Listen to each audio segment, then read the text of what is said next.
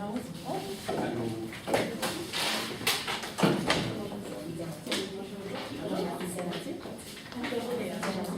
Charles. Bonjour Charles.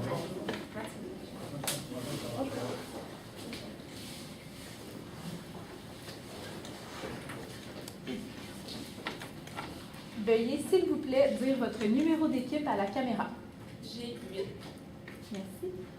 Vous avez 15 minutes pour la présentation. Je vous montrerai le temps restant à l'aide de cartons aux 7, 4 et 2 minutes, ainsi qu'aux 30 secondes restantes. Je ferai le décompte des 5 dernières secondes avec mes doigts et j'afficherai un carton indiquant la fin de votre présentation.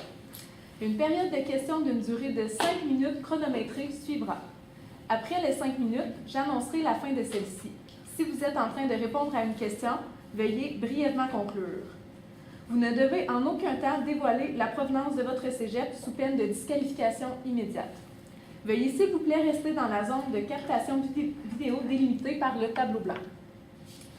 À tous les observateurs, le silence vous sera demandé tout au long de la présentation de la période de questions. Si vous désirez applaudir, vous devez attendre la fin de la période de questions. Vous devez en aucun cas dévoiler la provenance de l'équipe qui présente. Aucune entrée ni sortie de la salle n'est permise durant la présentation ou la période de questions. Veuillez éteindre la sonnerie de vos téléphones. J'inviterai maintenant les juges à se présenter et vous pourrez par la suite débuter votre présentation. Bonjour, mon nom est Charles Robert, je suis coordonnateur à la dotation à la Ville de Trois. Bonjour, Alexandra Méthode, conseillère en dotation à la Ville de Trois-Rivières. Page Amance, gestionnaire ressources humaines chez Astronix Téléserveur. Cynthia Mathieu, professeur en GRH ici à l'UQTR. C'est Ville de Belleras, je suis étudiant ici au Lac-Monico. Et chef de cours.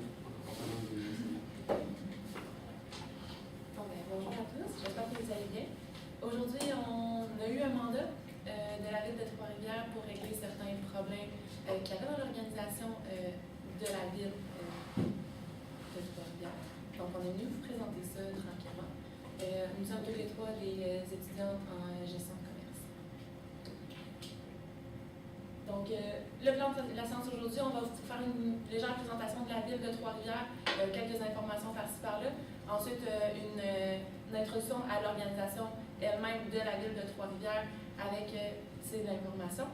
Ensuite, on va vous présenter le FFOM de l'organisation de la Ville de Trois-Rivières pour ensuite vous parler des problématiques et du mandat que nous avons reçu. Nous allons vous présenter les solutions que nous vous proposons pour régler les problématiques auxquelles la Ville de Trois-Rivières fait face et nous allons ensuite conclure la présentation. Donc, la Ville de Trois-Rivières a été fondée en 1634. Elle contient 136 847 habitants et elle est le pôle économique de la Mauricie. L'organisation de la Ville de Trois-Rivières, l'administration est composée de 1300 employés. La mission première de l'organisation, c'est de planifier, organiser, diriger et contrôler la Ville de Trois-Rivières, assurer la communication entre le conseil et le comité exécutif et bien sûr s'assurer du bon développement de la Ville de Trois-Rivières. L'organisation s'appuie sur un large éventail de directions, mais trois branches principales. Le service administratif en premier, composé majoritairement d'employés de bureau qui travaillent sur les clients internes, donc sur les autres directions, entre autres, de la Ville de Trois-Rivières. Ensuite, le service aux citoyens, composé principalement d'employés manuels qui offrent les services via les installations publiques et la planification d'événements dans la ville. Et la troisième branche, le développement durable, composé aussi d'employés de bureau comme le premier service et offre ces services via une amélioration constante des infrastructures et des zones environnementales à Trois-Rivières. Donc, au sujet du FFOM, donc les forces, faiblesses, opportunités et menaces. Donc, les forces que nous avons dégagées de tout ça. Au sujet des employés à la Ville de Trois-Rivières, il y avait beaucoup d'avantages sociaux offerts, donc un salaire concurrentiel et un régime de retraite, etc. Ensuite, le pouvoir était réparti sur plusieurs paliers. Donc, il y avait les directions générales. Ensuite, il y avait, comme Audrey l'avait mentionné plus tôt, il y avait plusieurs paliers de direction. Aussi, le travail avec les réseaux sociaux. Donc, la Ville de Trois-Rivières utilisait beaucoup les réseaux sociaux pour présenter les offres d'emploi, par exemple, et essayer de montrer son image. Donc, ensuite, au sujet des faiblesses, la communication au centre de la ville de Trois-Rivières, donc pour les employés, est un petit peu difficile. Il y a un manque de communication pour le respect de tous les employés. Ensuite, au sujet de la marketing de la publicité, il est un peu déficient, donc il manque un peu de publicité, il manque de promotion de la ville, il faut plus mettre en valeur les aspects positifs de Trois-Rivières. Ensuite, au sujet de la stabilité et du roulement des employés, donc il y a plusieurs employés temps plein. Par contre, si un de ces employés décide de partir en vacances pour un délai de 2 mois, ils vont réengager un autre employé pour combler le manque, tandis qu'on trouve que ce n'est pas une très bonne idée de seulement engager un employé pour 2 mois. Et aussi, au sujet de souci du respect des formations, dans le fond, il y a plusieurs accessibilités des formations, mais on trouve qu'ils ne s'en soucient pas assez. Dans le fond, il n'y a pas un très bel... ils n'utilisent pas assez bien les formations dans le fond, au sujet de ça. Donc, la ville de Trois-Rivières a plusieurs opportunités, comme par exemple, c'est une ville qui est beaucoup axée sur le tourisme et ça pourrait être encore plus développé, mais c'est très bien comme ça. Sinon, il y a eu un nouveau changement organisationnel en janvier 2019, il me semble, qui pourrait attirer plusieurs nouveaux habitants qui seraient intéressés par ce changement organisationnel-là. Par contre, il y a de la difficulté à combler les postes qui sont vacants et les employés n'utilisent pas nécessairement beaucoup les ressources qui leur sont offertes, comme par exemple Skype et des appels vidéo comme ça.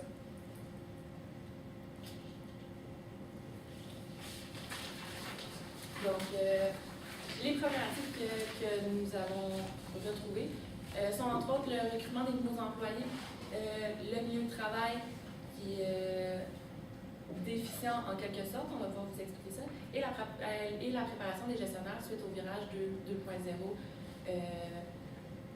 Voilà. Donc, la problématique au sujet des recrutements des nouveaux employés.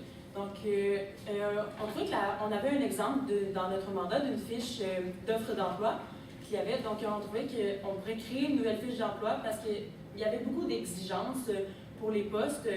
Pour un poste qui seulement avait besoin d'être occupé 2 mois, il fallait avoir une expérience de travail de 6 mois. On trouvait que c'était pas très équilibré. Ensuite, il y avait beaucoup d'informations sur la fiche, c'était un petit peu trop chargé. De nos jours, les gens sont moins portés à aller voir les offres d'emploi qui sont beaucoup surchargées. Il y a des choses brèves et simples. Donc, on y allait plutôt pour une fiche un petit peu plus courte, mais un peu plus concise et précise au sujet des informations. Et ensuite, il y avait beaucoup aussi d'autres informations comme le salaire, et il y avait beaucoup d'attentes face aux personnes qui voulaient aller postuler. Donc, peut-être un petit peu moins d'attentes et un petit peu moins d'informations pour ensuite que les gens aient plus envie d'aller s'informer, comme ça, il va y avoir plus de possibilités d'emploi. Ensuite, au sujet de la rétention des employés déjà formés. Donc, on pensait qu'au lieu d'engager quelqu'un pour seulement 2 mois, on pourrait combler les postes pendant que quelqu'un est en vacances, par exemple, avec les employés qu'on a déjà. Donc, si c'est une possibilité. Ensuite, si, par exemple, quelqu'un occupe l'emploi pendant seulement 2 mois et fait un merveilleux travail et tout, on pourrait le rappeler l'année suivante, vu qu'il y a déjà la formation requise, il y a déjà les habiletés acquises. Donc, on pourrait ensuite leur apporter de l'ancienneté, donc un meilleur salaire et peut-être de meilleurs avantages. Ensuite, au sujet de la maximisation de l'utilisation des réseaux sociaux, on trouvait qu'on pourrait plus utiliser les réseaux sociaux donc, pour atteindre les jeunes, parce que c'est eux maintenant l'avenir qui s'en vient.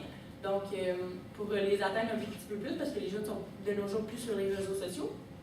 Ensuite, au sujet de la présence plus importante aux événements de la ville, donc les événements comme les festivals et les trucs comme ça, on pensait que ça serait bien d'instaurer des kiosques ou de distribuer des pliants, pour ensuite que les gens soient plus informés et lorsqu'on nous a plus informés, on est plus tenté à aller vers la chose, donc on a plus envie d'y aller.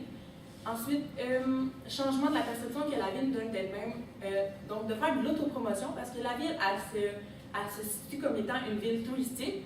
Quand on est touristique, on a moins tendance à rester longtemps, comme l'exemple ici, 48 heures Trois-Rivières, c'est un exemple qu'on a trouvé sur le site de Trois-Rivières. Donc, la ville se comprend comme étant une ville qu'on reste à court terme. Donc, si elle se promouvait comme étant une ville familiale, par exemple, et qu'on veut y rester, donc les gens ne seraient plus portés à rester et à aller maintenant travailler là, puisque l'emploi serait pour plus de temps. Ensuite, pour ce qui en est à propos du milieu de travail, on a vu dans le mandat que le milieu de travail était un peu déficient. C'est un employé par bureau fermé. On parlait qu'on n'avait pas assez de place pour accueillir de nouveaux employés. Pour régler ce problème-là, on vous propose des heures ouvertes, en fait. Un nouvel aménagement des bureaux que nous avons déjà. Nous pensons que les heures ouvertes proposent plus de place pour les employés. 2 ordinateurs se placent plus facilement sur un aménagement comme celui-là que dans un bureau. Par contre, nous garderons des bureaux fermés pour, bien sûr, les personnes avec plus d'ancienneté, plus d'expérience, plus de charge de travail, ceux qui sont en haut de la hiérarchie, garderaient leur bureau fermé, mais pour commencer, les heures ouvertes, c'est une option. Aussi, les heures ouvertes peuvent améliorer l'esprit d'équipe d'un bureau. Peut-être pas non plus, mais il y a de fortes chances que oui. On passe plus de temps ensemble, on peut demander de l'aide, on va être beaucoup plus porté à demander de l'aide si la personne est à côté de nous, que s'il faut se lever, sortir de son bureau, aller dans le sien, fermer la porte pour parler, etc. Sinon, une reconnaissance envers les employés. On veut l'opinion des employés, on veut savoir ce qu'ils pensent des changements que nous apportons. Sondage, on va leur demander qu'est-ce qu'ils aiment de ce qu'ils ont présentement, à quoi ils s'attendent dans le futur, les changements qu'ils aimeraient. On ne veut pas rien promettre. Par contre, on peut promettre des efforts, essayer. On peut faire ça. Et juste le fait qu'on demande leur opinion puis ce qu'ils en pensent de tous ces changements-là, ça peut leur amener un sentiment de fierté, mais aussi un sentiment d'appartenance. Ce sont des employés, mais ce sont des membres d'une famille aussi avec qui on passe beaucoup de temps. Et on tient à eux, puis on veut leur faire savoir en leur demandant nos projets, qu'est-ce qu'ils en pensent. Sinon, c'est sûr, on ne s'attaquera jamais aux avantages sociaux qu'ils ont déjà acquis. Je sais, on sait tous qu'ils sont syndiqués, donc ce serait difficile de toute façon, mais on veut les rassurer que ce n'est pas notre but. Notre but, c'est pas de leur enlever des choses, notre but, c'est de changer les choses, mais pas nécessairement dans une mauvaise perspective. Donc, on veut leur enlever ça de la tête dès le début. Et organisation d'activités collectives, un milieu de travail favorise beaucoup de temps les uns envers les autres. Il faut que ça soit plaisant de travailler, il faut que ça soit le fun. Donc, on pensait à organiser des activités collectives au bout des employés. Aussi, on voulait préparer les gestionnaires à la nouvelle organisation. Par exemple, leur donnant des formations sur les technologies pour qu'ils apprennent à mieux se servir des technologies qui sont à leur disposition, comme par exemple Skype et les appels vidéo, pour ne pas avoir à se déplacer pour se rencontrer. Donc, ça fait économiser du temps et de l'argent. Nous voulions aussi pouvoir nous concentrer sur les dispositions qui sont déjà mises en œuvre sur la formation des employés. Donc, il y avait déjà des rencontres qui étaient mises en place. Et on voulait beaucoup impliquer les gestionnaires dans le processus du changement. Donc, beaucoup leur parler de la nouvelle routine de travail pour que ça entre vraiment dans leur tête et que quand ça arrive, qu'ils soient prêts et qu'ils puissent aider à gérer les réactions des employés qui pourraient être stressés et anxieux vis-à-vis de la nouvelle routine de travail.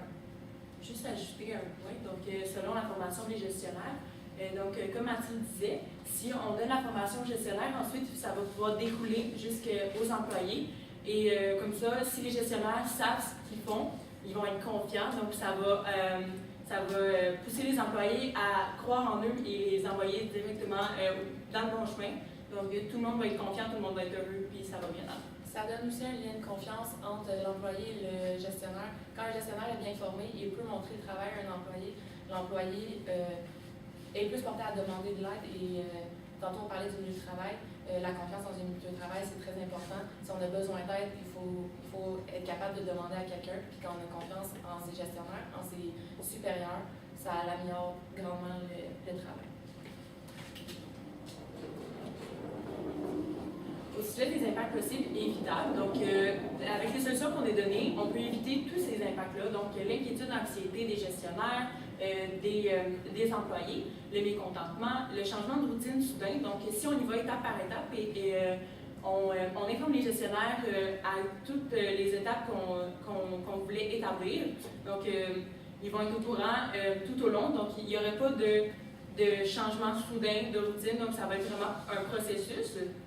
Ensuite, peut-être qu'il n'y aura sûrement pas de démission, donc s'il n'y a pas de changement de routine, les gens vont être plus portés à rester, ils vont aimer ce qu'ils font. Donc, parce que s'il y a une démission, il y a donc une perte de service pour la ville. Ensuite, s'il n'y a pas de changement de routine, encore une fois, il n'y aura pas de plainte des clients. Comme ça, tout va rester dans l'ordre.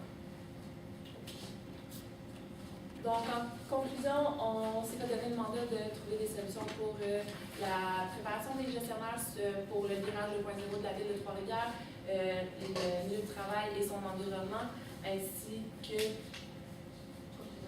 Oui, exactement. Les formations. Et les formations. Et voici nos solutions. Voici. Voilà. Et merci de votre écoute. Merci. Est-ce que vous avez des questions à nous poser? Oui, je vais en poser une. À quelques reprises dans votre présentation, vous avez touché le thème des avantages sociaux. Souvent, quand on parle d'avantages sociaux lors du recrutement, on pense beaucoup aux assurances collectives, aux salaires, possibilités de permanence, vacances. Alors, ma question est pour la génération que vous représentez. Est-ce que c'est encore des éléments importants lorsque vous regardez pour un emploi éventuel? Quelques éléments sur ceux-ci sont importants encore pour nous. C'est sûr que on n'est pas, je ne suis pas à l'âge de penser assurance collective, régime de retraite, etc. Mais je sais que ma génération, les vacances, c'est important. On veut du temps. On veut pouvoir prendre le temps qu'on a besoin. On aime travailler, mais on aime aussi partir du travail de temps en temps. Donc, c'est sûr que pouvoir prendre un congé puis pas avoir peur de mettre l'organisation dans un problème X à cause d'un départ, c'est tout le temps favorable. Je vais partir l'esprit en fait. Mais pour notre génération, c'est ça. C'est pas tous les points, mais quelques-uns qui sont beaucoup plus importants que les autres. Donc, les éléments les plus importants, vous parlez de temps. Dans le fond, tout dépend si l'emploi est à court terme ou à long terme. Donc, présentement, pour moi, je dirais que les emplois, ça serait plus à court terme. Donc, je ne cherche pas tant d'avantages sociaux, mais le salaire, les vacances, les trucs comme ça, c'est plus intéressant. Comme, à part les assurances collectives et tout ça, c'est moins où est-ce que j'en suis rendue. Mais je ne sais pas pour toi, Mathilde. Pour moi, oui, les congés et le salaire, c'est important. C'est bien d'avoir du temps et surtout d'avoir de l'argent pour pouvoir profiter de ce temps-là, pour pouvoir, par exemple, voyager plus et profiter du fait qu'on est jeune. Merci. Vous avez parlé de la maximisation des réseaux sociaux. Fait que, dans le cas, on parle que la ville est sur Facebook. Quels sont les réseaux sociaux sur lesquels la ville devrait être? Comment ils devraient déployer leurs informations pour être capables de maximiser au niveau du recrutement? Dans le fond, moi je dirais que les réseaux sociaux sont quand même maximisés, mais l'affaire c'est qu'ils sont mal utilisés parce que c'est pas tant la bonne représentation de la ville. Il faut avoir une perception plus positive, il faut vraiment être attrayé par Trois-Rivières, il faut vraiment inciter à y aller. Il faut faut que ça donne envie d'aller voir Trois-Rivières. Et je pense que c'est pas exactement ça qu'on voit présentement. Donc, c'est ça qu'on parlait d'en maximiser. C'est vraiment maximiser le potentiel de Trois-Rivières sur les réseaux sociaux. Sinon, les jeunes sont surtout rendus sur Instagram. Et Instagram, c'est vraiment une belle plateforme pour pouvoir mettre des photos de la ville et pouvoir vraiment montrer la ville à son meilleur. La ville est belle. Ouais. Pourquoi ne pas la montrer comme elle est? Et aussi, il y a Instagram, Facebook est déjà utilisé. Il faut dire que le Facebook d'une ville, c'est la première source d'information souvent pour notre génération. Si on a une question, si on veut une information, c'est là qu'on va. Alors, pour le recrutement, par exemple, une offre d'emploi rapide, concis, juste postée sur la page, ça capte l'œil et ça donne l'information que ça veut donner. Alors que l'exemple que nous avions dans notre mandat était long, c'est « je ne me serais jamais arrêtée à cette demande d'emploi-là et donc j'inclus ma génération complète. » Les gens sont lâches. Les gens sont lâches, il faut nourrir les gens tout de suite. Donc, ne pas leur en demander trop, surtout sur Facebook. À la première. Exactement. Donc, voilà. Vous avez parlé de communication dans les faiblesses. Communication, c'est très large. C'est juste peut-être un peu plus en profondeur. C'est quoi la communication? C'est quoi la faiblesse de la communication selon vous que vous avez amené là? Par exemple, dans le mandat, on avait un extrait de conversation entre plusieurs personnes, etc., qui se posaient des questions, en fait, sur est-ce que les gestionnaires sont prêts? Comment est-ce qu'on va faire ça? Comment est-ce qu'on va acquérir le virage 2.0? Poser ces questions-là entre collègues, c'est parfait, mais la poser aux bonnes personnes, c'est encore mieux, je trouve, parce que tu as des réponses.